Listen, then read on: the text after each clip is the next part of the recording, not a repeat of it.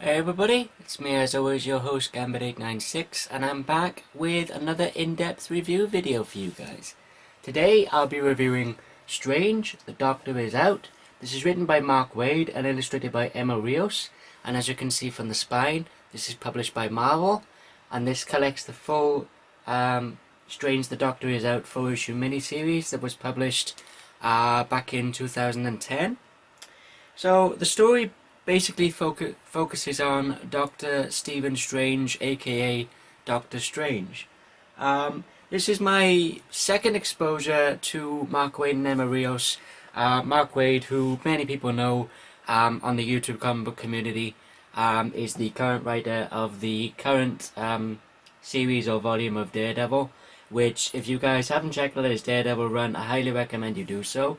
Also, this was my first exposure to Emma Rios as an artist because she illustrated Amazing Spider-Man issue 677, which is a two-part story featuring the Webhead and the Hornhead. So that's where I was first exposed to both Mark Waid and Emma Rios. So the story focuses on our main point of view character is a female character by the name of Cassie Kinmont, who we see at a baseball game, currently texting one of her friends as she's pretty bored, and then she throws a game ball and she hits Stephen Strange in the nose, which is essentially how the two characters come to meet.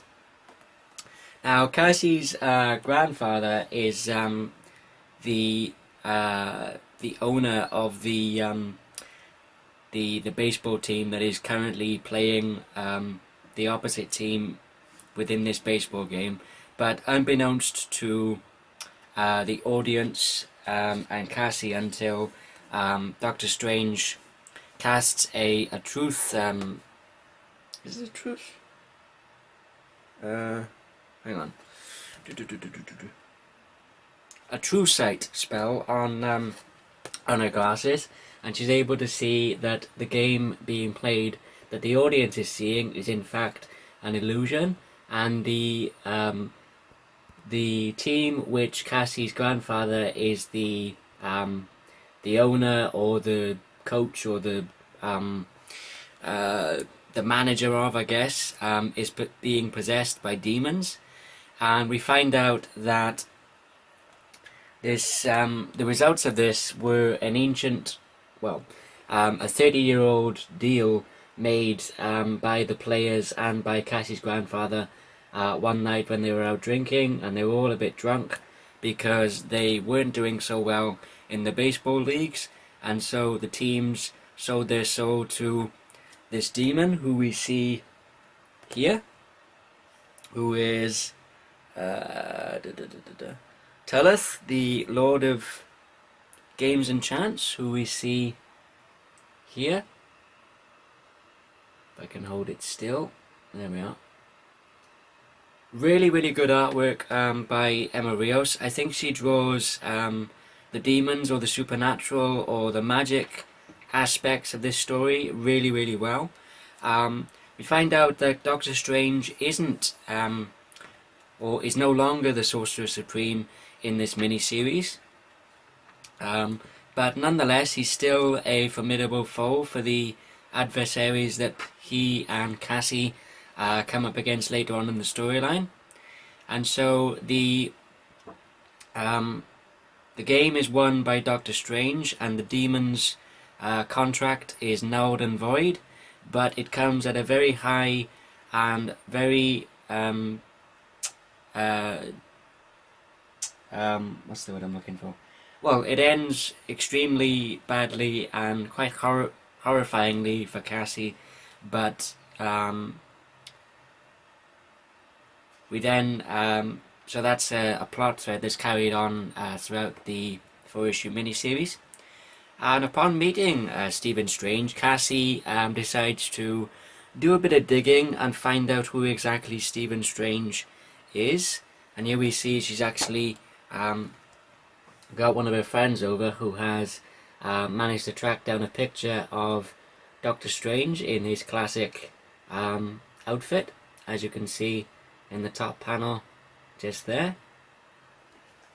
And so Cassie goes to talk to various different people about Doctor Strange, and then she comes across somebody who actually, quote unquote, knows what he's talking about, and we get the backstory, or some of the backstory of how Doctor Strange became Sorcerer Supreme. The fact that he was before he became the Sorcerer Supreme, he was an arrogant jerk and a very successful and exemplary surgeon. But when his hands were injured in a car accident, this essentially ended his career as a surgeon, and so as a result he went on a journey to find a cure for himself. But then, for anybody who's a diehard fan of Doctor Strange, you'll know that he happened across an ancient magical an ancient being who's very professed in magic, known as the Ancient One, and Doctor Strange then studied with the Ancient One, and so he found some sort of new sense of spirituality, and then studied the mystic magics and became the Sorcerer Supreme. And we then find that Cassie has been, or was imbued with a vanishing spell, which she's been making some various bits and pieces that have caused her some grief, to say the least, to vanish unexpectedly. But then the dimension overlord, or the demon overlord of that dimension that Cassie has been inadvertently making the objects disappear and subsequently turn up in, decides to throw some demons back into the real world. And this really drives Doctor Strange pretty crazy, as he knows from experience that magic can sometimes get away from you. So we then have some really great dialogue exchanges between this demon. Forgive me if I butcher this guy's name, because it's a demonic name and it's not really the great pronunciation. Baristok? I hope I'm pronouncing that right. Anyway, he basically says, we had a deal, you were supposed to stop using the vanishing spell 5 years ago, but then Doctor Strange essentially talks himself out of it, and thereby also talks Cassie out of getting into generally unpleasant supernatural trouble. And we then meet our comic relief character in issue 3, the character of Larry, who is a wish-fulfilling demon who has shown up or pulled Doctor Strange and Cassie through a interdimensional portal, and has basically brought Doctor Strange to him to ask him for a favor involving another demon, Verlaine, who has rigged a well, actually, before I go into that, there's some really great comedic moments from Larry. He says, and I quote this from the dialogue, "It is a dance of the damned, the grotesque flaying of a dozen garishly decorated subjects performing for the amusement of their twisted elders. See for yourself if you dare." And it turns out it's a rigged Little Miss Buttermilk beauty pageant. And there's some other great lines of dialogue from Larry when Doctor Strange asks, which of the mothers has made the deal with Verlaine. He says, "Well, how do I know? You all look, you humans all look alike to me," which I thought was kind of funny.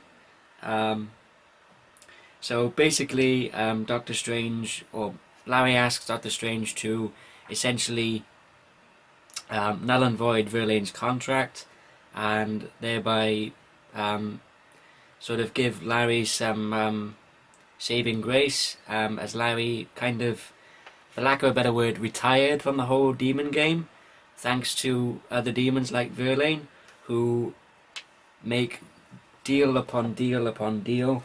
And we see that Doctor Strange and Larry take a trip to hell, and this is all the souls that Verlaine has accumulated, as you can see there. So this mini-series not only delves into the character of Doctor Strange and also the magical aspect of the Marvel Universe, but also the supernatural side as well. As you can see, here's Verlaine in his demon form in the second panel, just there. Really nice artwork from Emma Rios. Also the inks by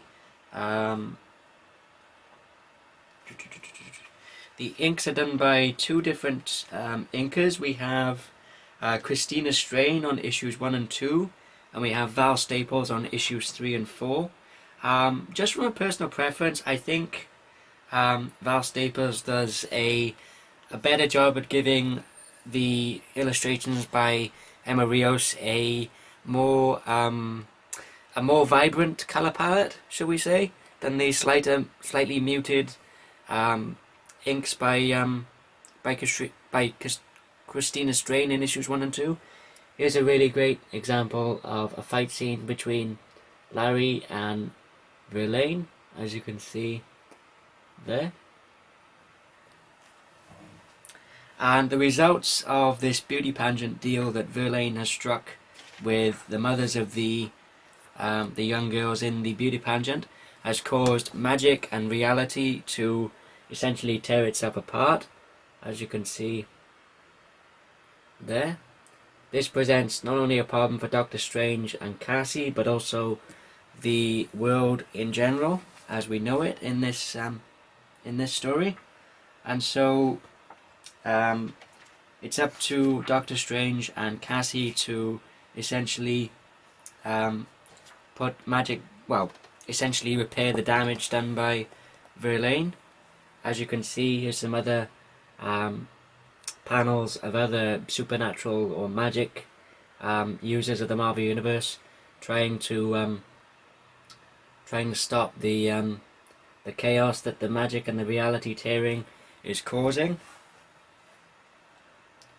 And here we have the rallying call from Doctor Strange to all of the other sorcerers within the Marvel Universe to give up an hour for him to essentially put right what Verlaine has started. And we also have a pretty cool guest appearance of one of Doctor Strange's villains, Isaiah Kerwin, otherwise known as the Silver Dagger, as you can see in the bottom panel just there of that left page.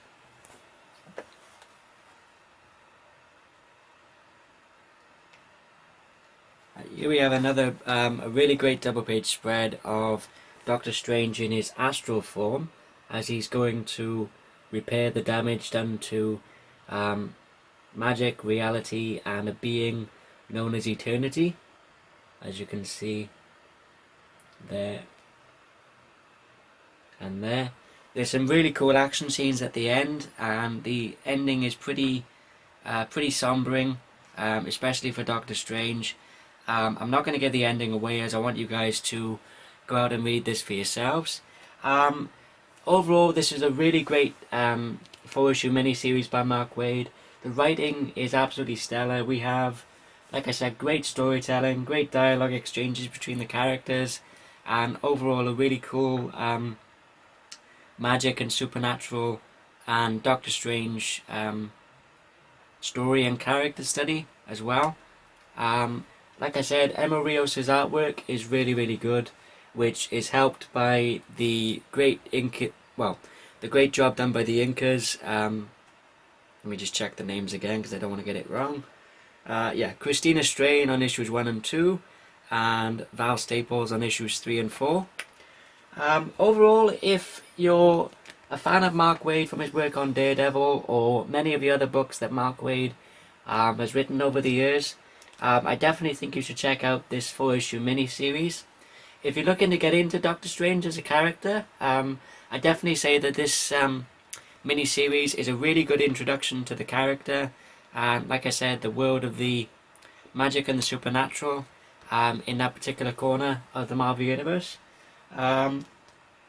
Also, I'll put a link below to a episode of the Spider-Man the Animated Series from the 90s, in particular Season 3, Episode 1, Doctor Strange, which was actually my first ever exposure to the character of Doctor Strange when I was younger, when I used to watch the animated series on Saturday and Sunday mornings over here in the UK. I'll also put a link below to the Dark Avenger Inc. Plus Facebook page, so if you guys are interested in checking out that, I'll put a link below in the description. And also, I imagine not only myself, but also my other fellow Dark Avenger Inc. Plus members will be posting updates and video links there and whatnot. So, like I said, I'll put a link below in the description. Overall, if I had to give this Voyager miniseries a rating, I'd give it a solid 4 out of 5. I really enjoyed it. Like I said, really great introduction to the character of Doctor Strange. So yeah, that about concludes this review video, guys.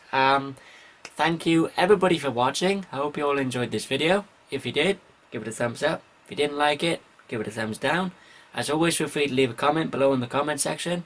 And if you haven't already, please feel free to subscribe to this channel by clicking the button down there. And I'll also put a link also in the description to my personal channel, Gambit896. So if you guys want to check out my channel, there'll be a link below which will enable you guys to do that. So yeah, thank you everybody for watching. Like I said, hope you all enjoyed this video. And until next time, this is Gambit896 signing off, and I'll see you guys next time. Take care, guys.